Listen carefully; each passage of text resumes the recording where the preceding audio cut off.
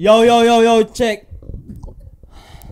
Kapangyarihan ay para sa iyo. Para sa iyo.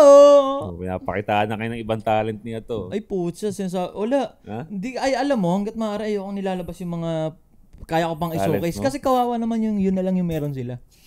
Gusto mo rin silang kumain, pre. Yeah. Ano lang. Akin yun ah.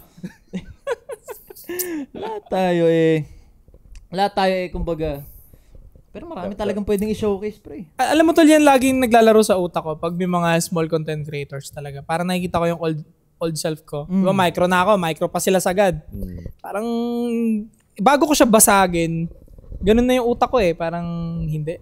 Pero kasi mali naman yung way nila paano umangat eh. Kasi, pangit yung kakaumpisa mo pa lang, kumukuha ka agad ng negative by countering yung mga matataas na content creator. Mali yun eh. Talaga. Maganda, lagi kang positive muna. Saan ka na tumira pag may konting pull ka na. Pag ginagawa nila tanga-tanga rin eh. Puro kayo emosyon kasi iyakin kayo. Kaya ang daming mag-isip. Ang dami ko nakikita pre na tinatry nilang gawin yung ginagawa ko kasi pakiramdam nila madali lang yung mag-stitch lang ako ng tas babagra-bagrain ko. Hindi nagbo-boom kasi hindi naman dun eh. Hindi naman ganun kadali eh. Bago dumating sa point na pinapakinggan na ng tao yung sinasabi ko tungkol kung kanino, talagang ginrain ko muna ng isang taon na makilala mo muna ako. Gusto ka muna nila. Correct. Para maging valuable yung sinasabi ko. Oh. Di ba kasi kung di valuable ako sa paningin mo, ba't mapapakinggan yung sinasabi ko patungkol kung kanino? So, kailangan magpakilala muna. Ako, Pangit Lives Matter ako nag-umpisa, di ba? So, sino ka nga ulit daw? Ato class S, supremo ng mga lehitimong classes na pangit.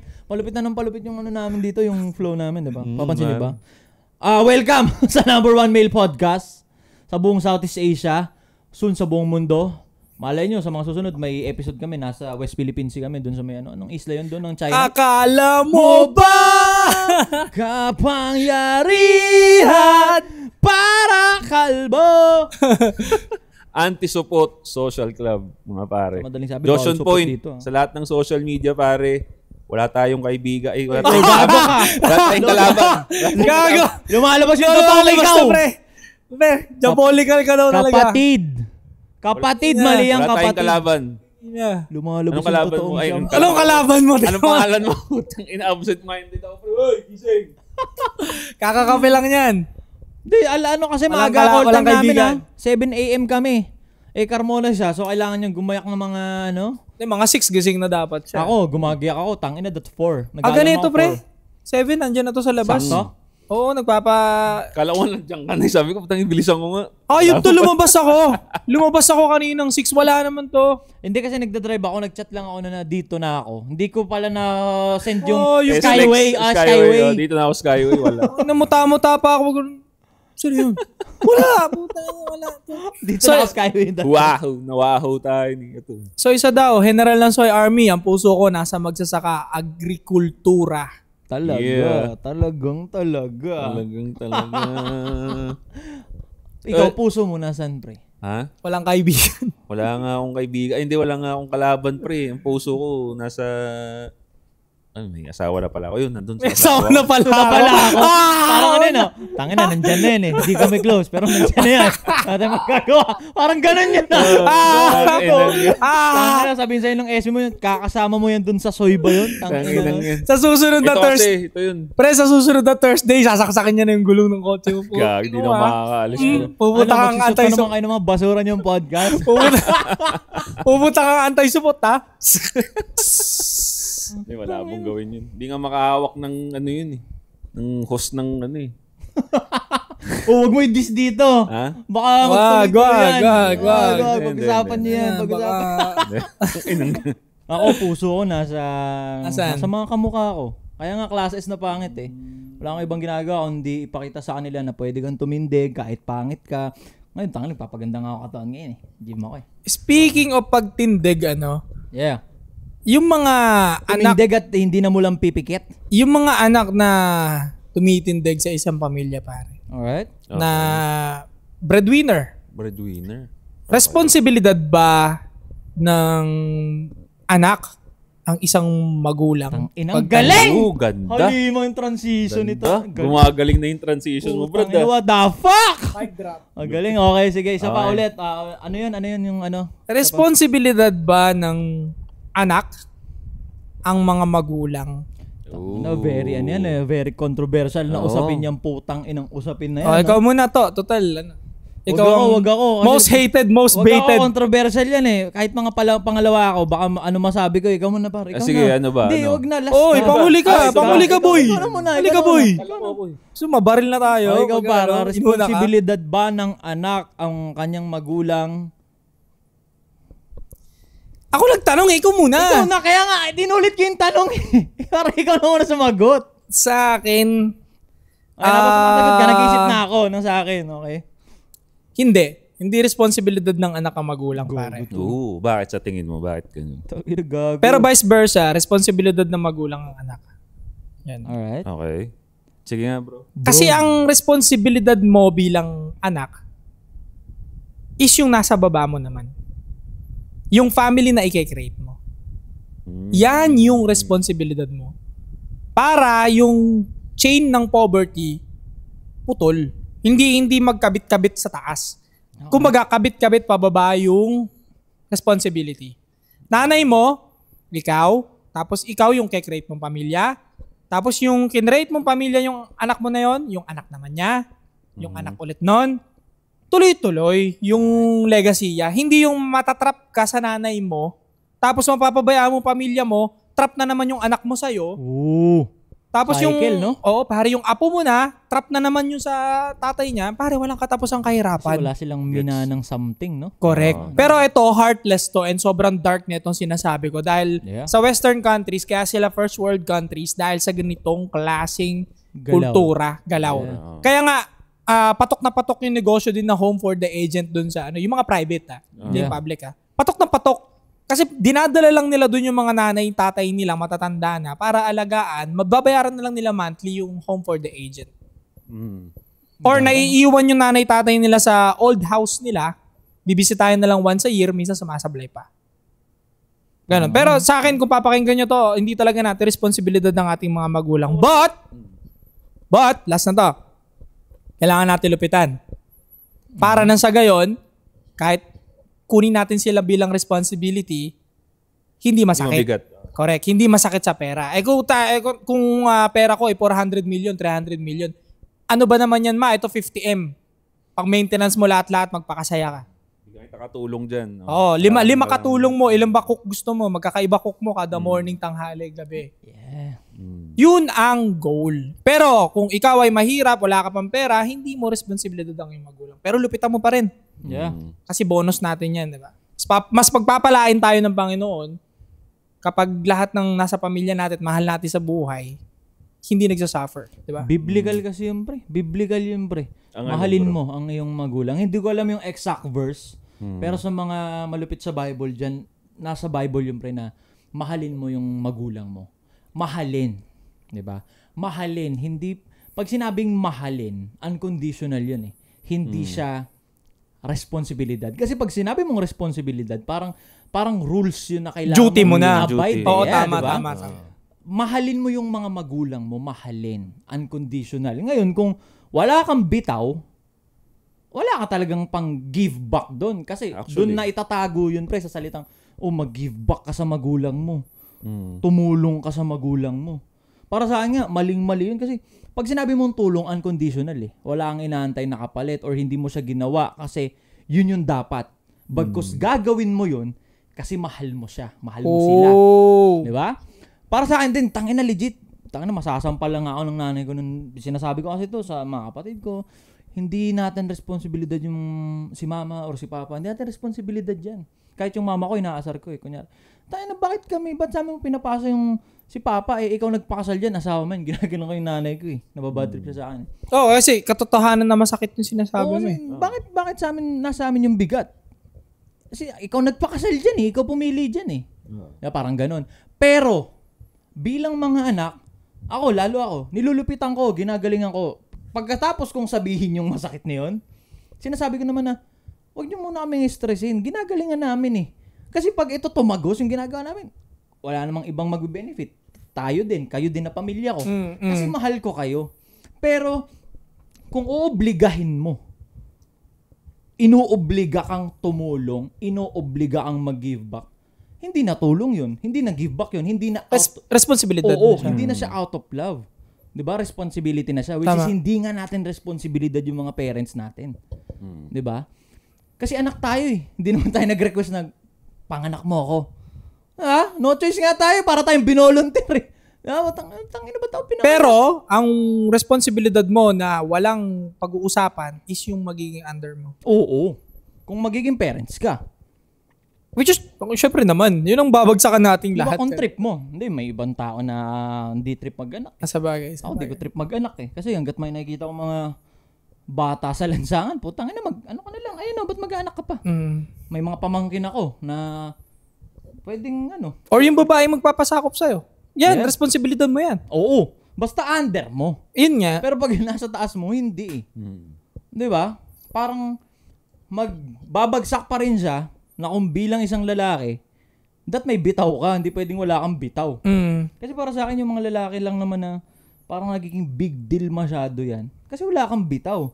Kasi alam mo na yung perang pumapasok sa'yo, kulang. Kung mag-give back ka, kung tutulong ka, kung mag-aabot-abot ka sa parents mo, alam mong wala kang bitaw, alam mong kulang. Kaya parang nagiging issue sa'yo yan.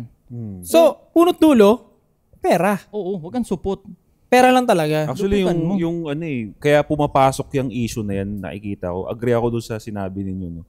Kaya, yung sinabi mo na pera, pare, agree talaga ako na ang pulot dulo ng issue na to, maging responsable ka sa anak mo, gawing responsable ka sa parents mo, yung vice versa, yung anak doon sa ang pinaka-pulot dulo nga yung monetary, pare. 'Di ba? Kasi maraming magulang ang yun nga ginagawang investment yung mga anak nila. Totoo. So, ibibigay nila lahat sa iyo, no?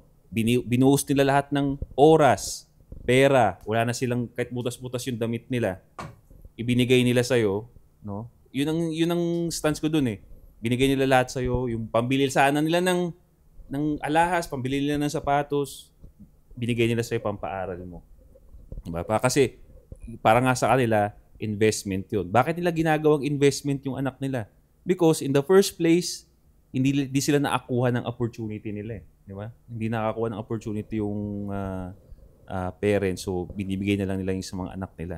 Now, pagdating naman sa perspective ng anak, sabihin nila na, sige, wala akong responsibility dito sa nanay ko.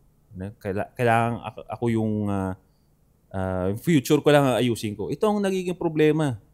Paano pag, ito, bihira lang naman to, di ba?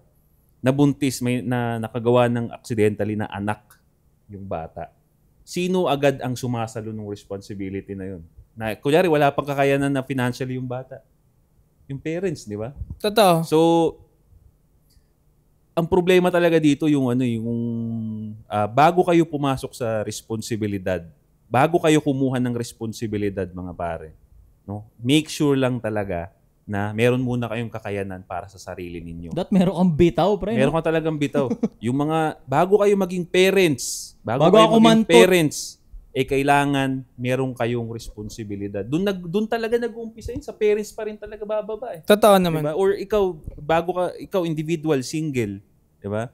Bago ka kumantot, bago ka magpaputok sa loob, make sure na meron ka munang kakayanan monetarily. Ikaw mismo sa sarili mo, kaya mo nang bumili ng sapatos. Again, wala kang problemang bilhin lahat. Alpine Star, 19,000. Diba? Mga ganun, pare. Diba? Hindi, real talk lang. Yeah. Kasi kung ako nga kaya kong bumili ng 19,000 na sapatos, di ba sapatos ko lang yun. Paano pa kaya yung pang ng anak ko? Di ba? So, hati ako dun sa siguro kung anak ka naman sa tingin mo kailangan mo pang muna mag-concentrate sa wala ka pang pambili ng sarili mong sapatos. Kailangan mong focus muna sa sarili mo. Focus ka muna sa sarili mo. Pero pag sumobra naman, again, sabi nga ni Sa daw, hindi naman masama, hindi naman mahirap tumulong sa parents. Pare, pinakamasarap sa feeling natin. Talaga. Yeah. Yun naman ang goal eh. Yeah. Pero tama si Ato, hindi mo siya pwedeng i-duty. Hindi pwede duty. Kumbaga, kung magulang ka, dapat ang mindset mo ang i-ready yung anak mo sa ikakaharap niyang realidad. Hindi ang i-ready siya para alagaan kayo. Tama. Diba? Ganun ang so, case-to-case basis talaga para sa akin. Pero again, mag-root to sa kakayanan mo bilang tao. Provider. Actually, hindi nga siya sa nabanggit mo kanina na nakasalalay sa magulang. Kasi pag sinabi mo magulang, parehong nanay at tatay. Para sa akin, sa tatay lang eh. Sa tatay nag-uugat to lahat, pre. Kung may bitaw ka na tatay, pre, saan na yung magagawa mong family tree, pre? Like for example, si Ramon Ang. Si Ramon Ang, sure yung mga anak nun. Tapos basta yung mga family tree nun, walang issue sa ganito yun. Kasi bilang Ramon Ang na lalaki, tinindigan niya, may bitaw siya eh. So lahat ng magiging under niya, hindi na magiging problema to. So para sa akin, hindi siya duty ng parents. Nasa lalaki talaga to. Lalaki, no? Oo. Katulad talaga siya? Responsibilidad ng lalaki. O yung lalaking anak, di ba? Yeah. Bumuntis or kumantot nang wala pang trabaho. O sinong sasalo nun? Magulang. Yeah. O di ba? So, pero kung may bitaw nga yung lolo, kayang salunan. tatagos yun dun sa magulang, yung ogag na wala, yung anak na estudyante na nakabuntis, no problem. Kasi nga may bitaw yung lalaki, yung lolo, yung ugat may bitaw eh. Pero strong men create weak men. Weak men. Parang ganun daw yung cycle talaga eh. Yung lolo na may bitaw, makakapag-create ng saktuhan lang na anak, tapos yung saktuhan lang na anak, makakapag-produce na ng ogag na apo.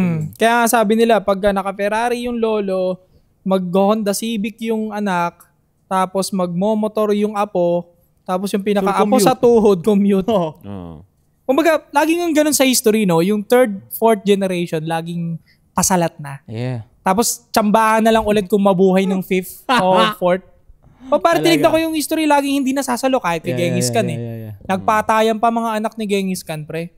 Naging komportable kasi, yun ewan ko nagsasalita lang naman ako based sa gusto ko lang mangyari sa pamilya ko, if ever man, no?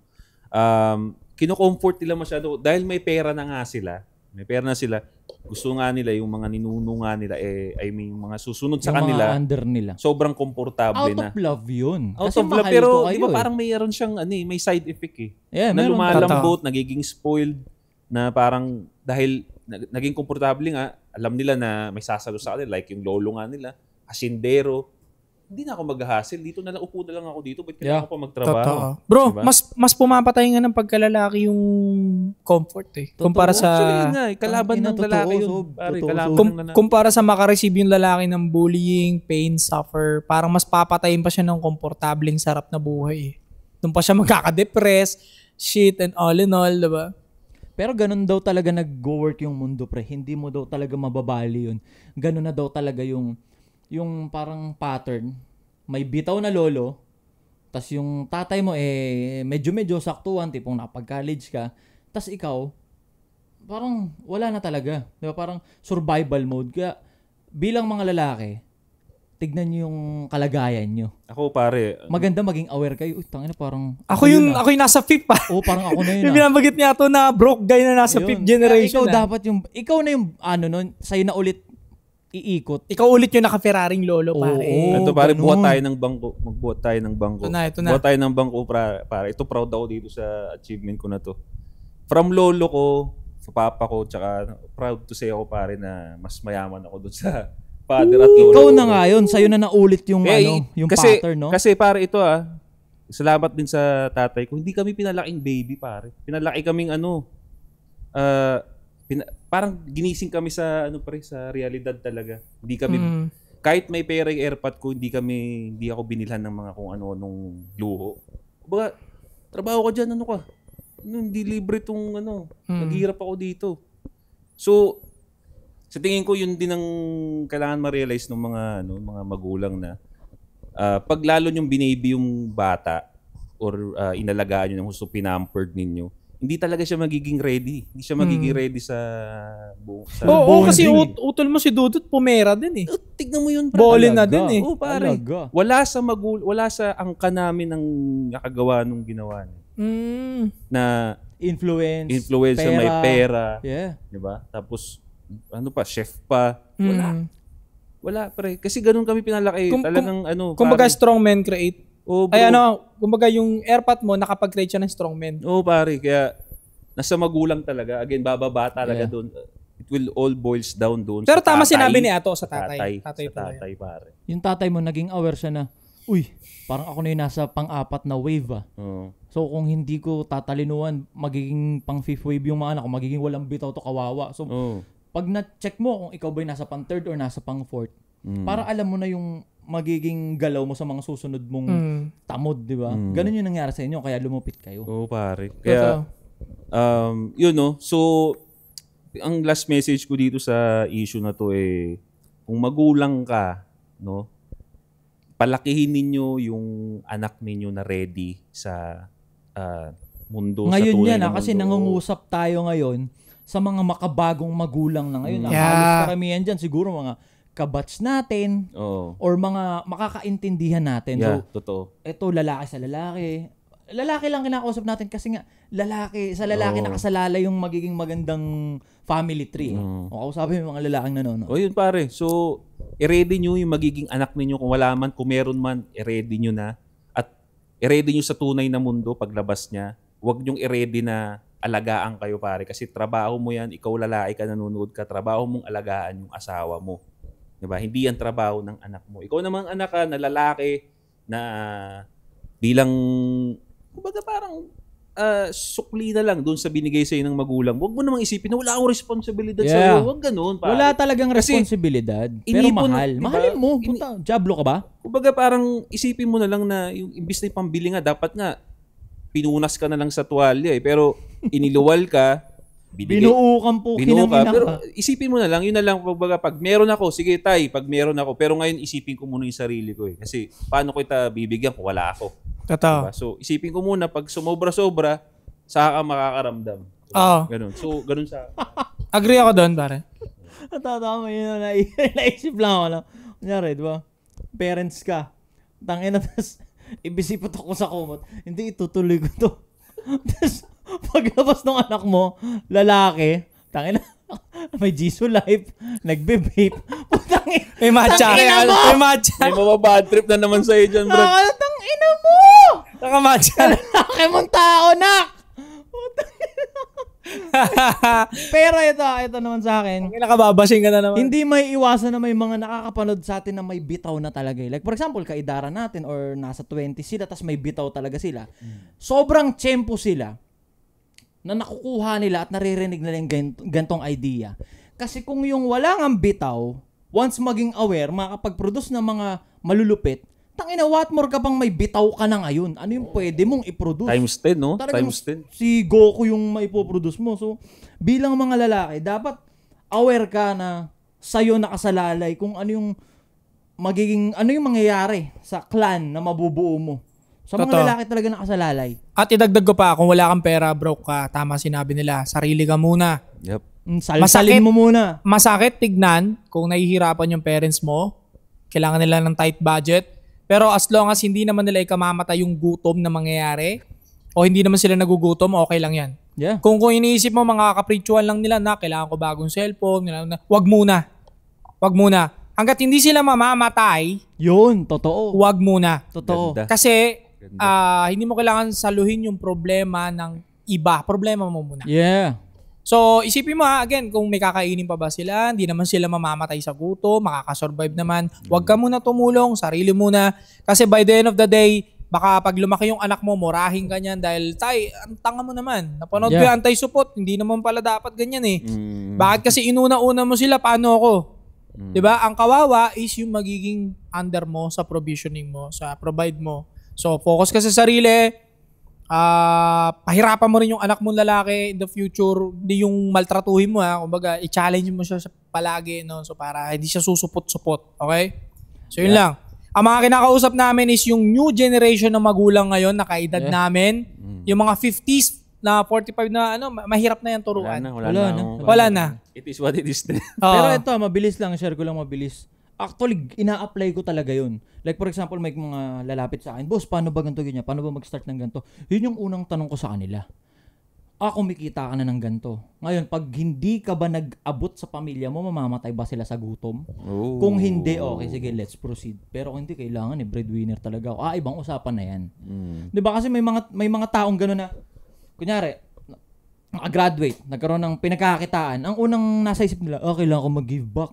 Aabot ako sa pamilya. Tangina, maniwala ka sa akin, pare-pares kayo magugutom nun. May kilala pa nga ako, pare. Parang sumasahod siya ng almost 20 plus, mga 22, 23. Tapos yung halos 40% nun o 50% nun, pinadadala niya lahat. Tangina, short ka na nun. Short Wala. ka Kaya na nun. nga up until now, wala pa ring ipon, wala ring ka na nun. pamorma, hanggang ngayon nagko-commute. Lagi niyong tatandaan yung edad. Putang ina, hindi na popost yan. At akala niya, sa mata namin, parang... Galing mo. Lupit mo. Oo. Ultimo sa pamilya. Pakiramdam kasi nila pag nakapag-abot ako, 5K. Kunyari sumasahod ka mga 20 na minimum.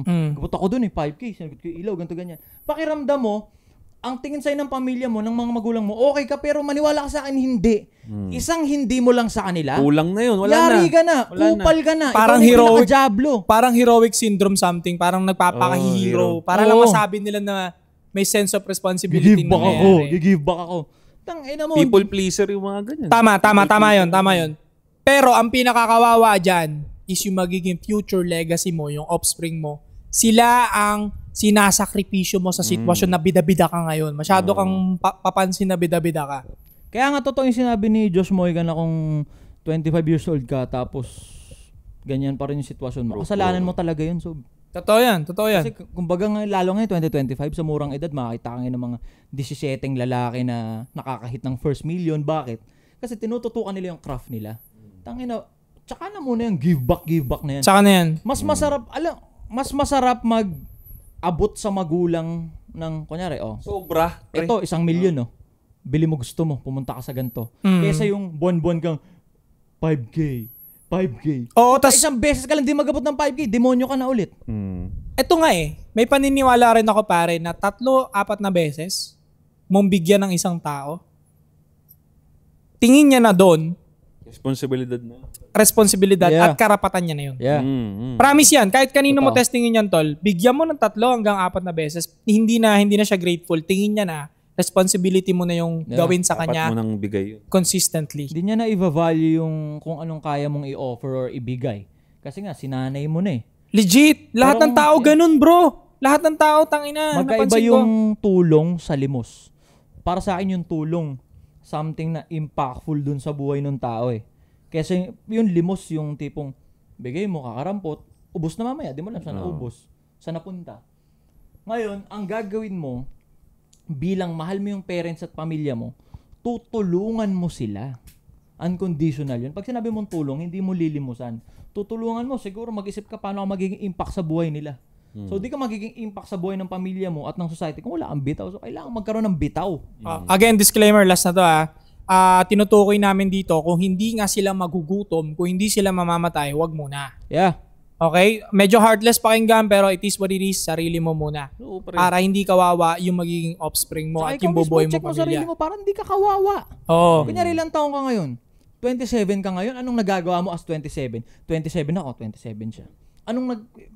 Kahit sinasabi Hindi nila mo ko lang, tinuro, wag kang pre, 25 ako. Ha? 25. Kaya nga di kita tinuro kasi 27 kami. Di ba? Galing, Kahit galing, sinasabi sa internet na wag ka daw mag-compare, pero kailangan mong tignan sila eh. Yeah. Para manggigil ka eh. Ganun yun. So yung mga pare, no, ewan ko pa kung di ka pa nagising niyan. So kung gusto mo ng pangalawang tuloy sa buhay, pare, don't forget to subscribe. Ina-tempo ka! Para notify kayo sa mga bago nating videos, no? Leave a comment sa baba, pare, no? Nabago ka ba? Na-convince ka ba namin o pagpipilitan mo pa rin maging supot ka, no? So Inang daya, ano? Ang swerte nila kasi may anti-support eh. Yeah. Tayo nun, tinagos natin nung kala natin, baliw tayo Wala, eh. tayo Tapos lang. kayo may napapanood kayong ganito! So sinasabi nyo yung magsasaka, ayaw tumulong sa nanay.